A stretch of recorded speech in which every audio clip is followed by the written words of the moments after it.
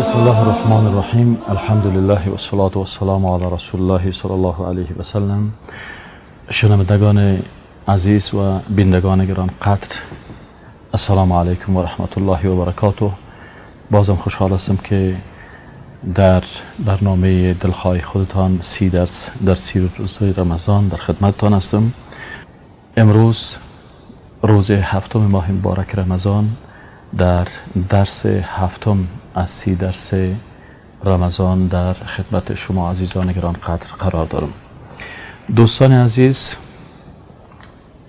روزداران گران قدر، موضوع امروز ما درباره توحید است و روزدار موحد که انسان روزدار طبعا یک انسان یکتا پرست است، یک انسان مؤمن است، یک انسان است که به اساس عقیده توحید، به این اساسی که خالق متعال برش امر کرده که کتب علیکم الصیام، روزه برای شما فرض شده. پس این فرض یک حکم الهی است که این بالای خود تطبیق میکنه. چون روزدار یک انسان موحد و یکتا پرست است، پس بهتری است که ما نقاطی یا درس های درباره توحید هم داشته باشیم.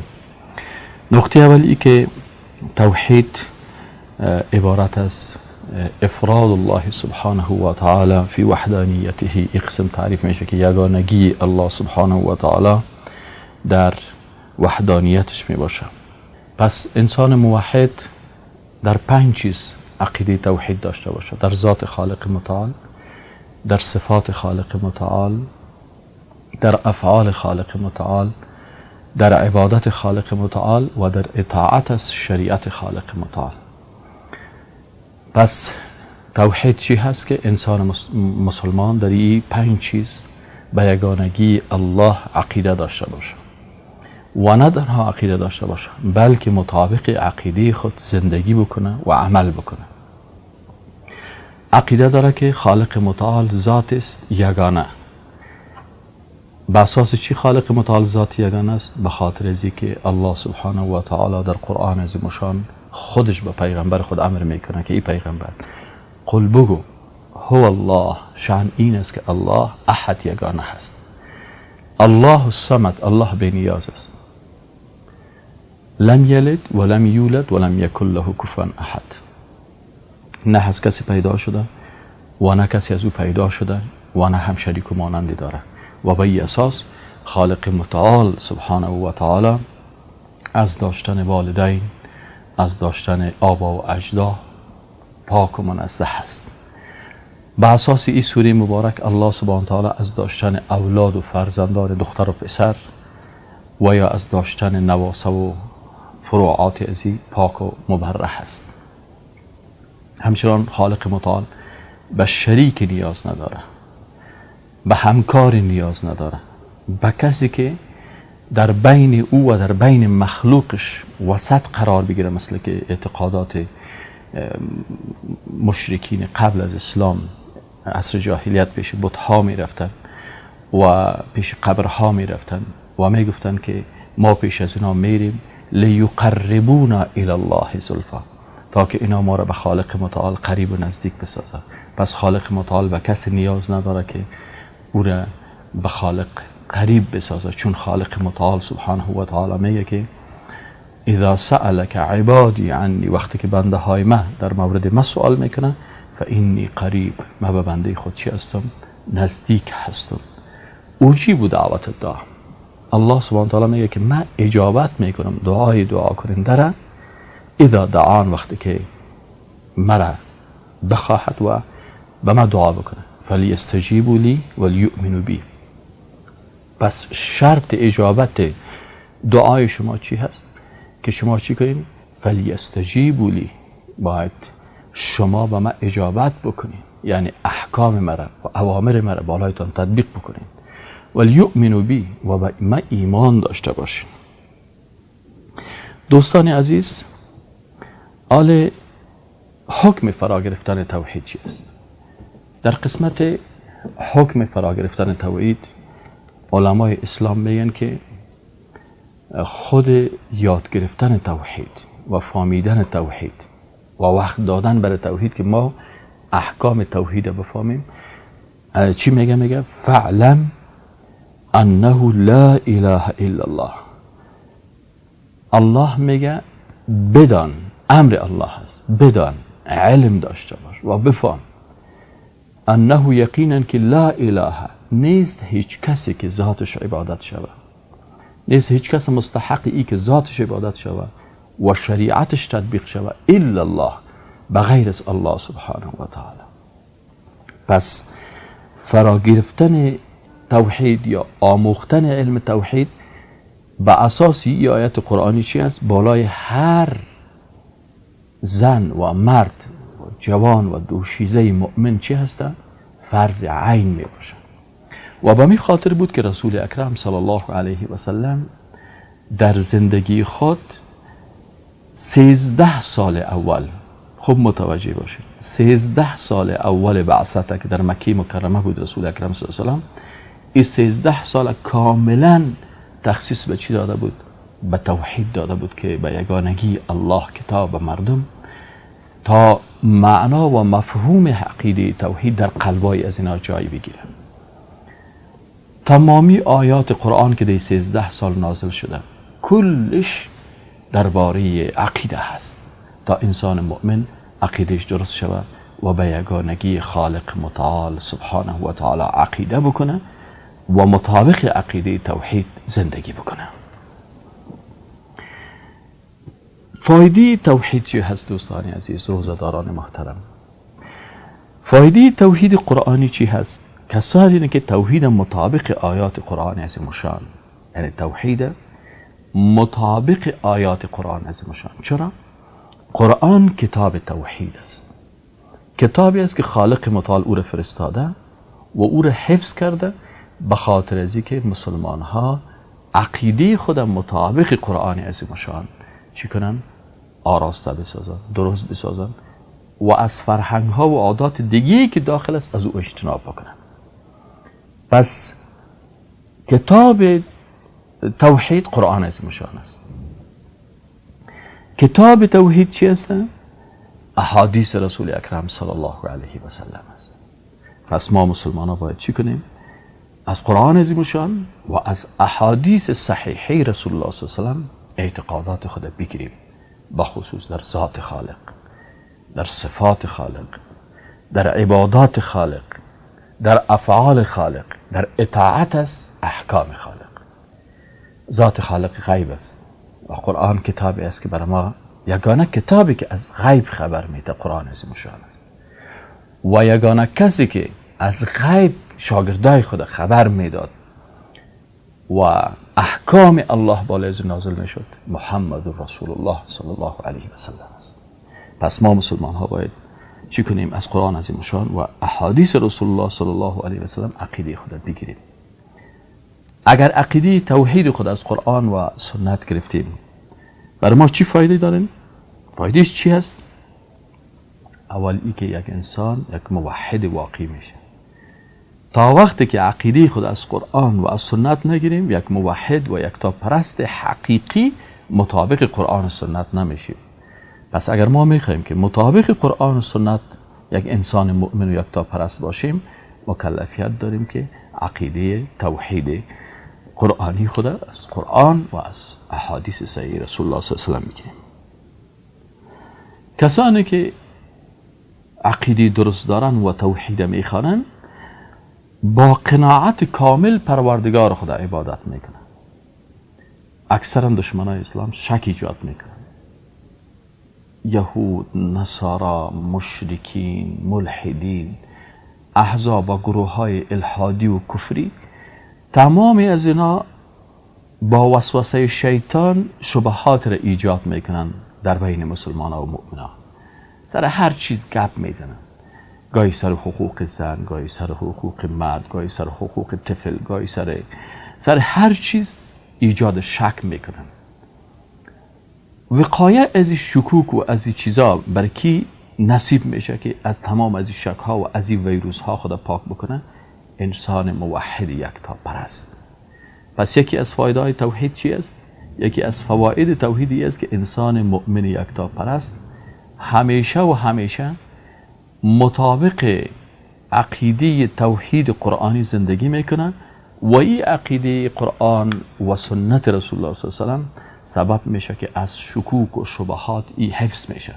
در غیر از او در فکر انسان هزارها شک ایجاد میشه.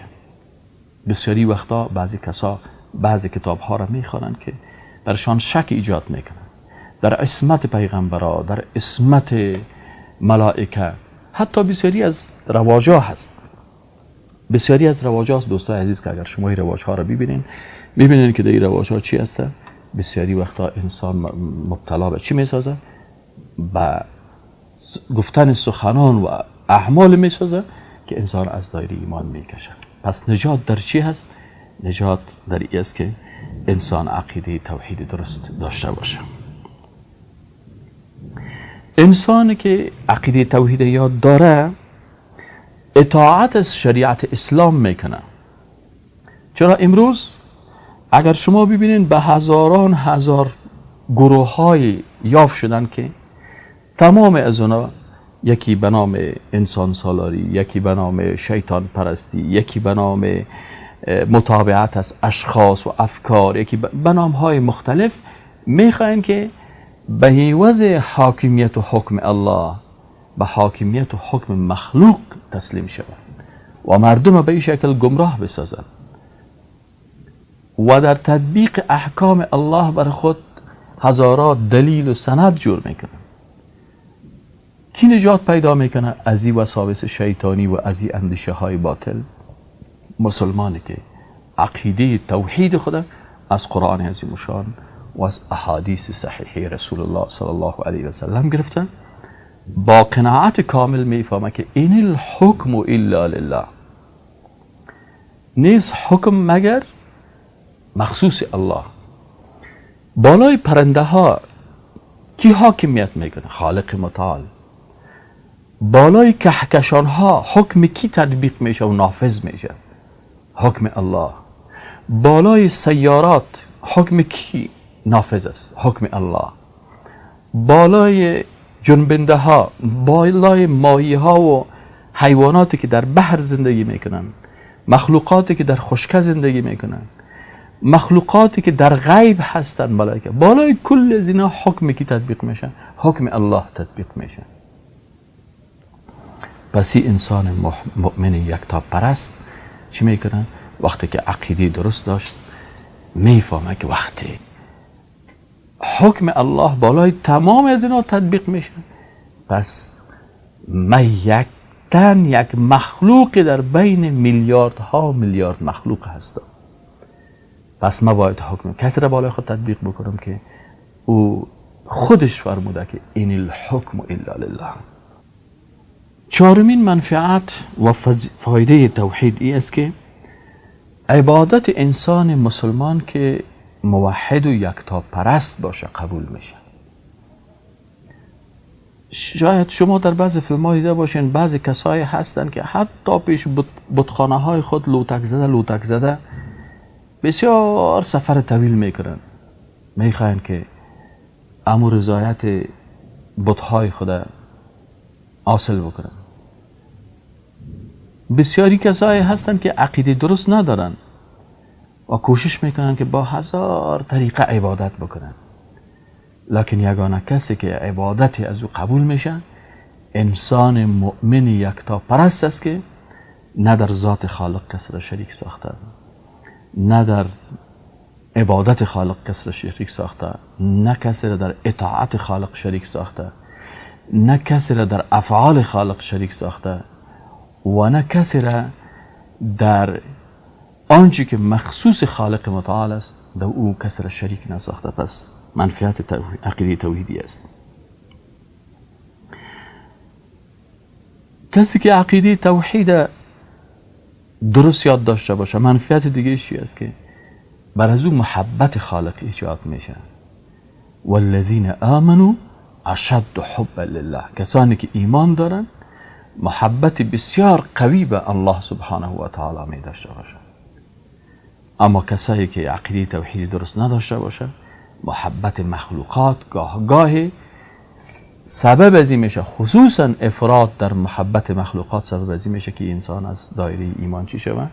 دور شود برای. انسان مؤمن یکتا پرست است که ادب با مقدسات میفهمد، ادب با الله، ادب با رسول الله صلی الله علیه و سلم، ادب با ملائکه علیهم السلام، ادب با کتاب‌های الله سبحانه و تعالی، بخصوص ادب با قرآن عظیم الشان، ادب با احادیث رسول الله صلی الله علیه و سلم، ادب با آل بیت رسول الله صلی الله علیه و سلم، ادب با صحابه رسول الله صلی الله علیه و سلم، ادب با ازواج مطهرات علیهن الصلاة و السلام. پس این کل از اینا را ادب با علمای بزرگ اسلام، فقهای بزرگ اسلام، امام ابو حنیفه رحمت الله علیه، امام شافعی رحمت الله علیه، امام مالک رحمت الله علیه، دیگه تابعین و تبع تابعین، امام احمد ابن حنبل رحمت الله علیه، سفیان ثوری و دیگر، کل از اینا ادب با اینا از چی پیدا میکنه؟ از این پیدا میکنه وقتی انسان قرآن خوان ادب قرآنی پیدا میکنه و با اینا با بسیار ادب برخورد میکنه. بعضی کسایی هستن که خوب خود مسلمان میگیرن لکن احیانا بیادبی میکنن. مثلا یک متل است در بین افغان ها خصوصا اینجا زیاد رواج است که اگر فلانی عالم صدقه یا خیرات بکنن العیاذ بالله ملائکه الهی را متهم میسازن، میگه باز ملائکه دول میزنن. در اینمی یک جمله ازی در حقیقت دو بیادبی اعتقادی هست که حتی سبب کفر از انسان میشه. استهزاء و توهین به ملائکه الله میگه که برای ملائکه صفت دولچی را میتن که اگر برای شخص گفته باشه شبه که والله اگر کدام عالم خیرات کنه پدر تو در خانه دول میزنه، میگه او پدر مرا توهین کردی. اما با ملائکه الهی چی میکنه؟ توهین و تحقیر میکنه. با علمای اسلام توهین و تحقیر میکنه. یعنی کسی که درس دین خوانده باشه و اسلام خوانده باشه العیاذ بالله خواندن دین ایره بخیل میسازه که تا صدقه نمیده، در حالی که رسول الله صلی الله علیه و سلم بهترین کسی بود که بسیار صدقه میداد و صحابه کرام تمام مال خود در راه اسلام مصرف کردن و علمای بزرگ اسلام بودن. تابعین کرام بزرگترین علما بودن و تمام مال خود صدقه میکردن و علمای حقانی و راستین جان خدا و مال خدا و زندگی خدا به خاطر الله قربان میکنن. ولی این چیز یکی از رواجهای بسیار زشتی هست که متاسفانه انسان هایی که عقیده توحید درست نخواندن نفهمیدن از پیششانی الفاظ خارج میشه. اهمیت توحید چی است؟ اهمیت توحید این است که بدون توحید هیچ عبادت قبول نمیشه، هیچ عمل قبول نمیشه، هیچ کار قبول نمیشه. توحید زیربنا هست و دیگه عبادت ها روبنا هستن. وقتی که روبنا باشه و زیربناش خراب باشه هیچ وقت او عبادت قبول نمیشه. وقتی که توحید اساس است، توحید تهداب است، وقتی که تهداب خراب شد دیگه جایی را که ما میخوایم که اصلاح بسازیم ابدا اصلاح نمیشه. پس دوستان عزیز اهمیت توحید در اینمی هست که تمامی عبادات بر اساس توحید گذاشته میشه. نماز، روزه، حج، زکات، جهاد، دعوت، تمامی اساس بخشای ایمان بالای توحید است. اساس و اصل توحید است. هیچ اصل دیگه وجود نداره. اصل توحید است و تمام چیز دیگه که از بالای توحید گذاشته میشه. اگر کسی در وحدانیت خالق متعال مشکل پیدا کرد دیگه تمام بناهای زندگی ازی، اگر یک نفر در توحید مشکل داشت، ایمان به ملائکه داشته باشه، با کتاب ها داشته باشه، با روز آخرت داشته باشه، روزه بگیره، حج بره، نفل بره، ذکر بکنه، هر چی بکنه، یکی از این هم قبول نمیشه. پس این هست اهمیت توحید. به همین خاطر گفتیم که رسول اکرم صلی الله علیه و سلم 13 سال عمر خود در آغاز به چی صرف کرد؟ به تعلیم توحید و وحدانیت الله سبحانه و تعالی. دوستان عزیز توحید چند قسم دارد؟ توحید 3 قسم دارد. یکی توحید ربوبیت است که توحید افعال خالق متعال می باشه. دوم توحید الوهیت است که الوهیت یعنی توحید وحدانیت الله در عبادتش و در اطاعت از شریعت و احکام الهی می باشه. و قسم سومش توحید اسما و صفات است که انسان مسلمان به این اساسات اعتقادی که توحید ربوبیت است و الوهیت است و اسما و صفات است به این باید عقیده داشته باشه. که دوستان عزیز، از که وقت برنامه ما پوره شده، انشاءالله باقی مانده درس‌ها را در روزهای بعدی خدمت شما دوستان عزیز تقدیم خواهد کردیم تا برنامه بعدی که باز هم در خدمت شما روزداران گران قدر قرار میگیریم. دوستان عزیز، شما را به خالق متعال میسپارم، ولی یادآور میشم که دوستان عزیز متوجه باشیم که روزدار حقیقی او است که گوشش روزدار باشه، روزدار حقیقی او است که چشمش روزدار باشه، روزدار حقیقی او است که زبانش روزدار باشه، روزدار حقیقی او است که قلبش روزدار باشه. بنابراین دوستان عزیز کوشش بکنیم که روزدار واقعی باشیم و روزدار حقیقی کسی است که روز ماه مبارک رمضان در روزه سپری بکنه و شبها را در ماه مبارک رمضان در تلاوت قرآن، اشتراک در تراویح، اشتراک در عبادت، ذکر، سجده، توبه، طلب مغفرت و در این مصرف بکنه و در 24 ساعت تمام اعضای بدن خود روزدار داشته باشه. الله متعال بر ما و شما توفیق نصیب بکنه که روز ماه مبارک رمضان به شکل بگیریم که رضایت خالق نصیب ما شود. و السلام علیکم و رحمت الله و برکاته.